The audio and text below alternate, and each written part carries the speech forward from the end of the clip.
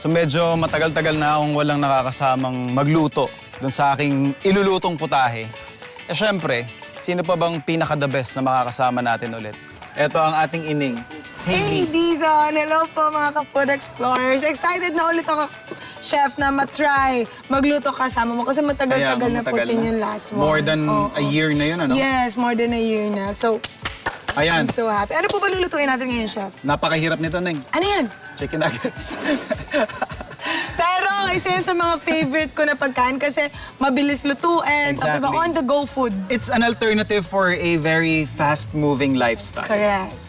Convenient siya, pero kasi for a dad like myself, it pays na alam mo exactly kung ano yung ingredients na nandun. For a chicken nugget, of course, you need a chicken. Chicken?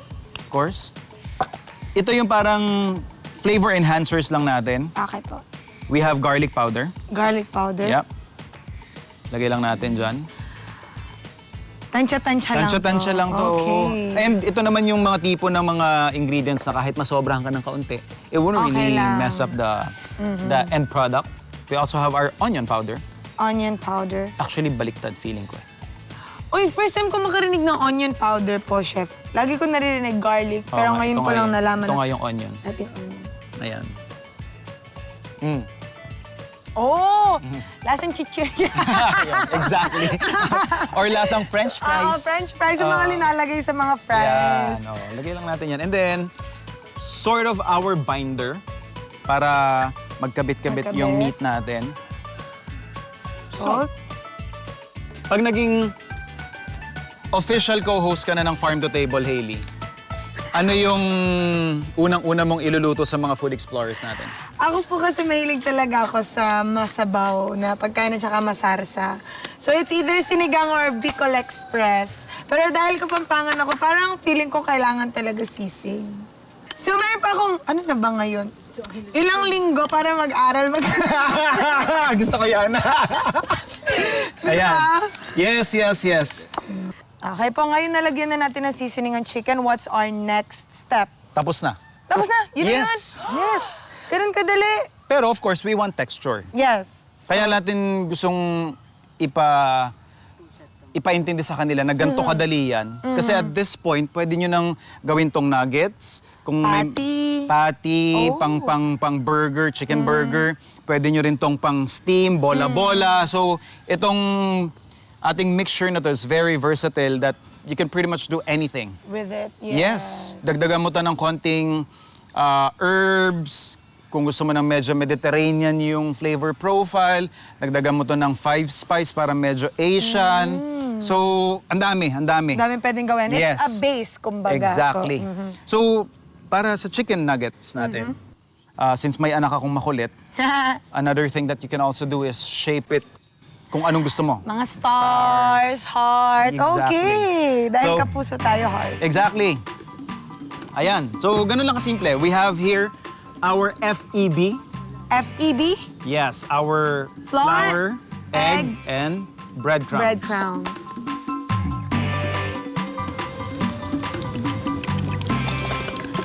Lagyan lang natin ng oil para lang hindi dumikit yung mixture doon sa kamay natin. And dahil mag-FEB tayo, wet. Wet? Ito yan, wet. Okay. Ito yung dry. Oh, this is considered wet. Kasi mababasa siya eh. Kasi siya yung last step. It will be the same hand kasi na kukuha siya. So, okay po. wet group yan, Okay. kumbaga. Although, technically, dry ingredient yan.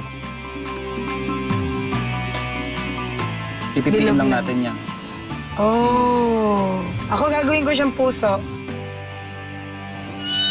Yan. Yes, kapus. Ididikit mo lang siya sa flour muna. Yan. And then, yun.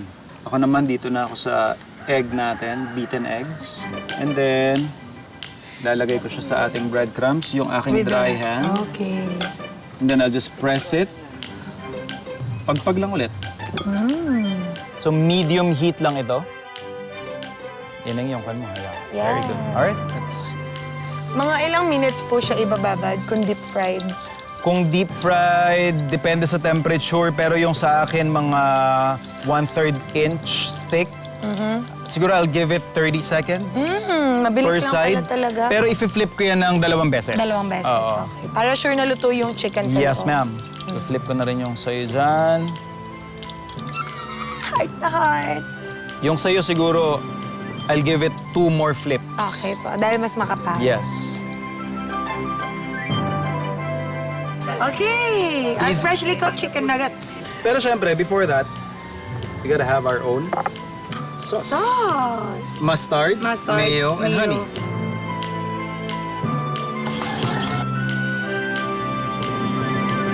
Here you go.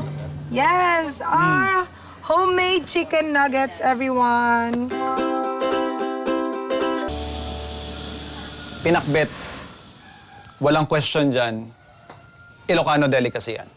So yung mga natitikman nating version, lalong-lalo na sa mga restaurant, is something na nagkukos minsan ng diskusyon. So from my understanding, ito ang original na Ilocano pinakbet. May mga key elements kung ano yung nagpapa quote-unquote authentic.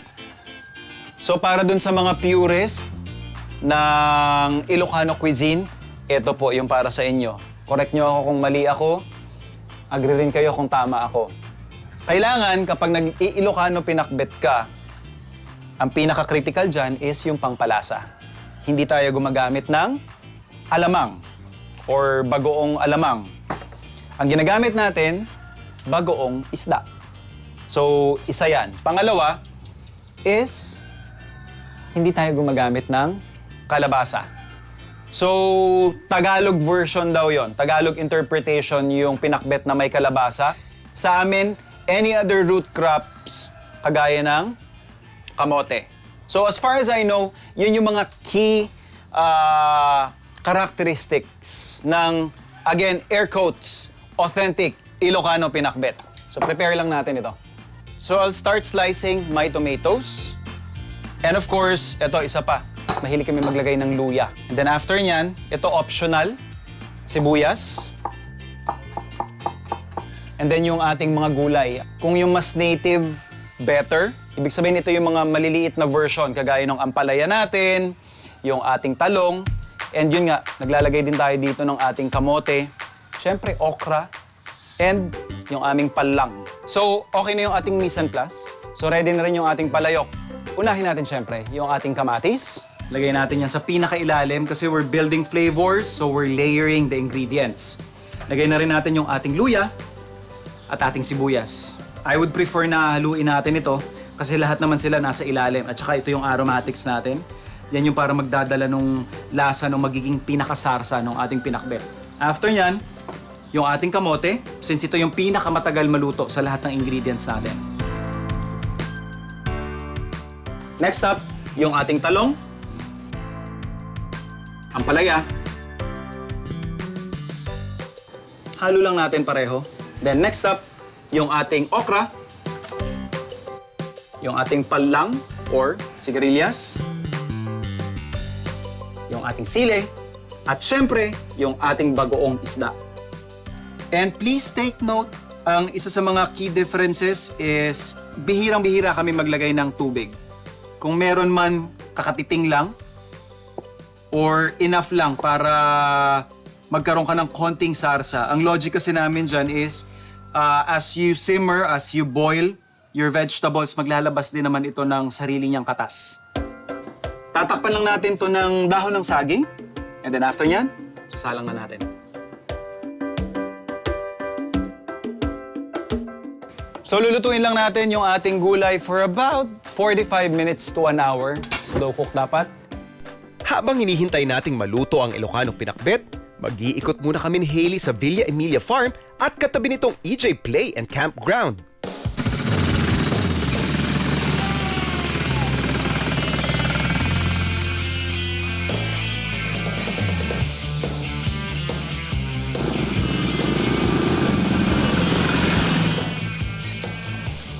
Siyempre, hindi namin palalampasin ang Carabao Ride.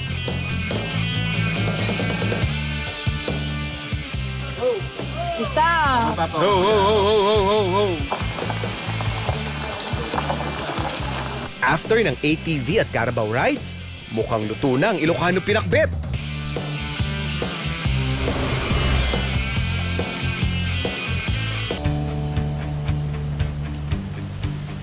Isa sa mga pwedeng gawin dito is vegetable picking.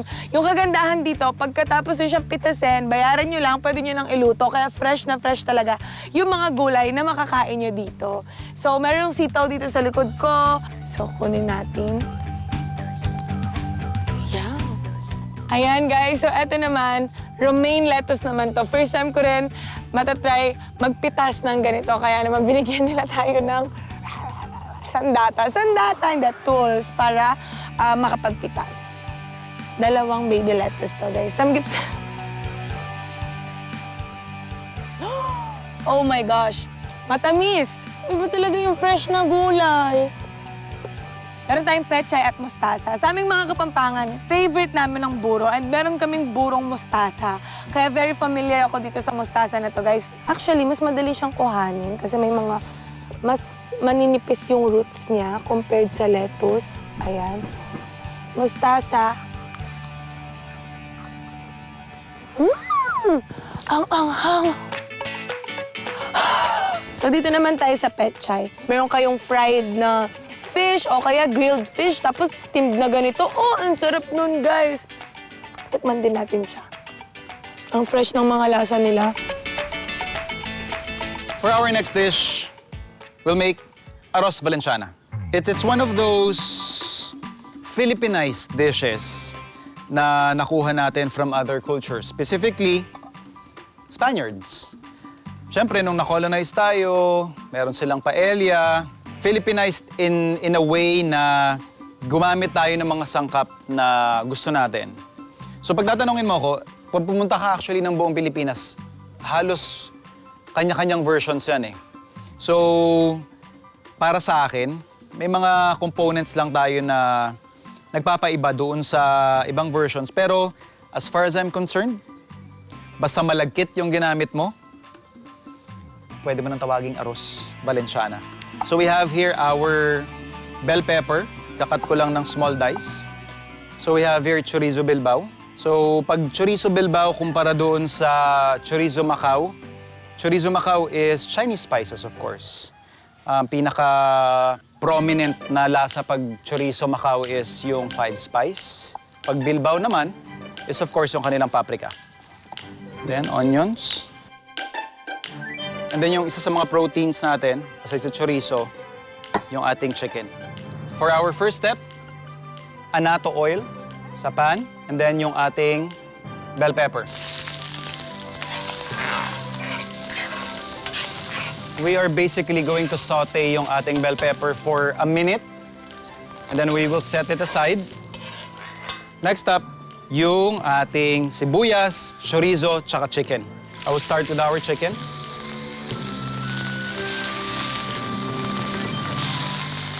Yan yung ating bilbao.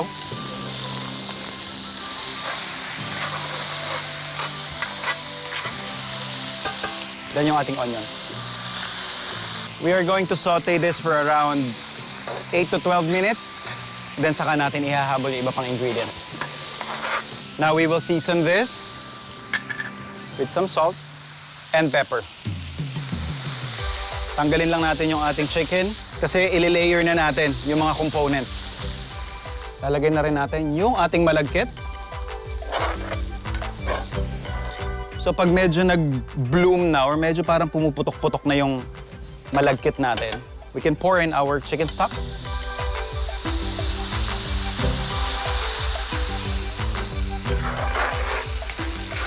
Kapag nag-reduce na siya, bantuan lang natin ulit ng another batch of chicken stock.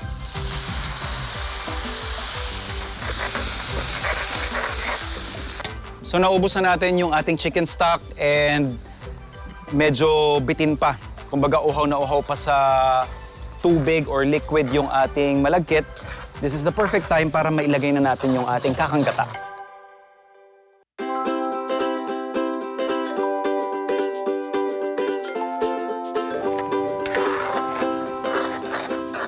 And then yung ating manok. Paigahin lang natin to ng mga 10 minutes or hanggang almost evaporated na. So satisfied na ako dun sa natitirang liquid doon sa ating pan. Tatakpan na natin to para nga main-in. And then later on, before natin isa-serve, ibabalik lang natin yung ating bell pepper. Lalagyan na natin yung ating green peas at i-garnish natin ng boiled eggs.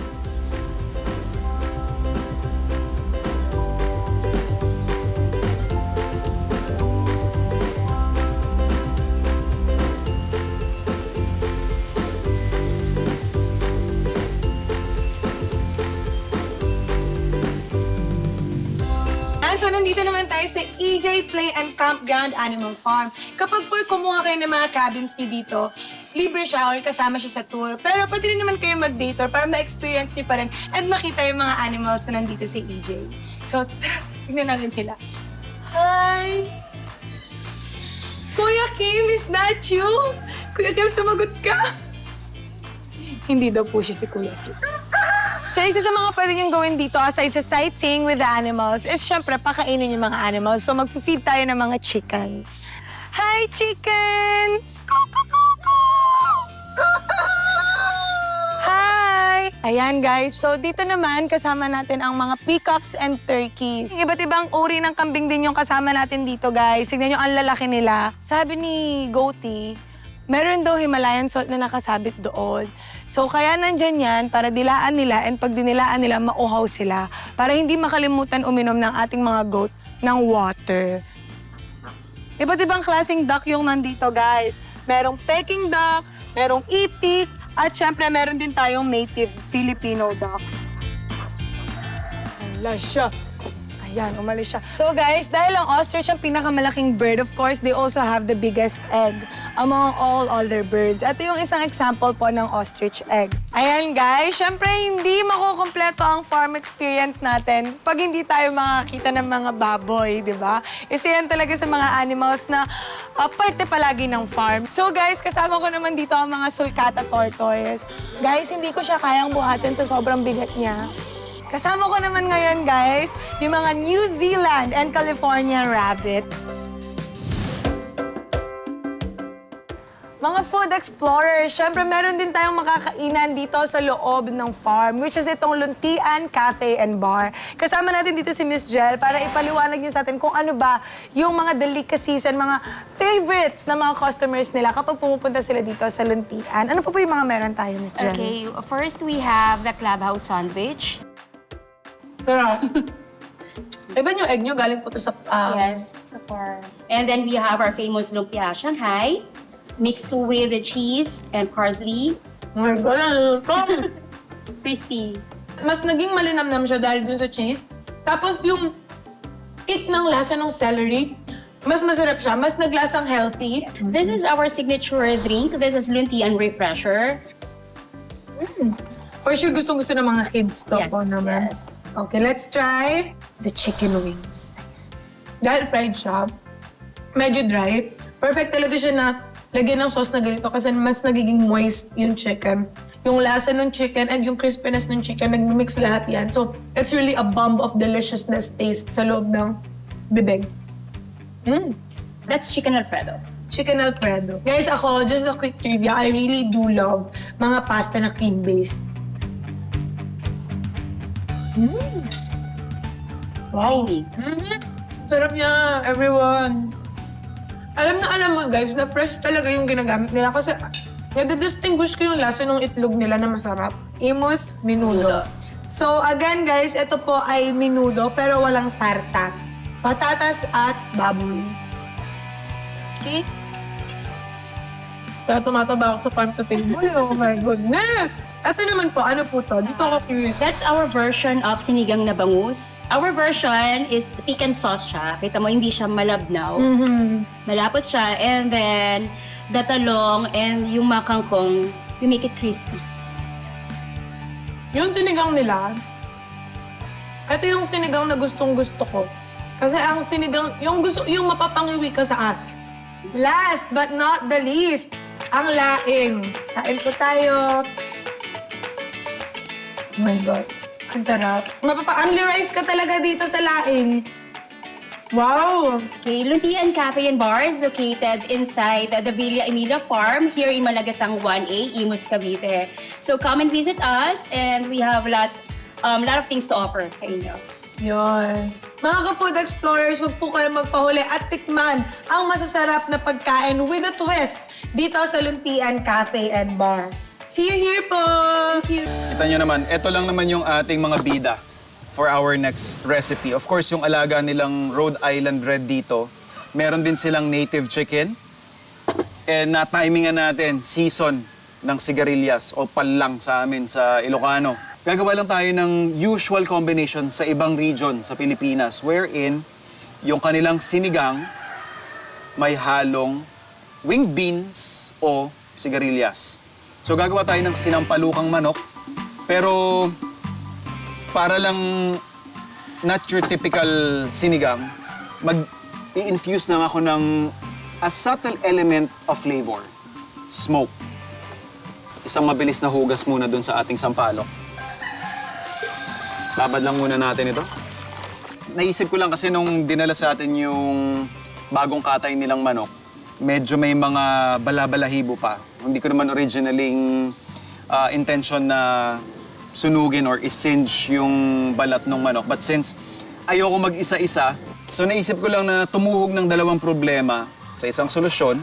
Susunugin nga natin yung balat, matatanggal yung mga konting nakausling mga balahibot. And at the same time, mag-elevate doon sa usual na kasanayan nating sinigang dish.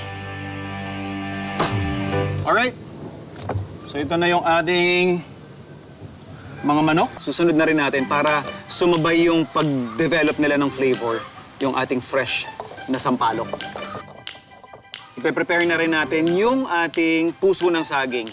So yung manok natin, yung salamagi o yung ating sampalok, and then yung puso ng saging, magkakasabayan kasi sila yung medyo matatagal maluto. Itong mga to, imbis na i-dispose natin, what you can do, of course, linisan nyo muna and then air dry or isan-dry ninyo para kunyari may mga humba kayo dyan, pangkare-kare din, pwede nyong ihabol to para hindi nasasayang.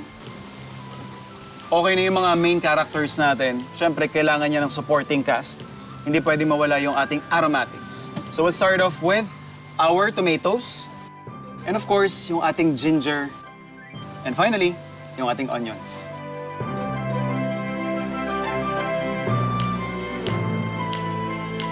Lagay tayo ng konting asin. Siyempre, paminta. And finally, patis. So, halos malambot na yung ating chicken. Actually, luto na siya. Pero hindi pa siya fork tender. Siguro, kaya pa niya ng mga 10 minutes. Perfect time para i-ready na natin yung ating sigarilyas. Ayan, kita natin, bata pa. Oh. Wala pa masyadong sumasamang hibla. Or parang sinulid. Ayan.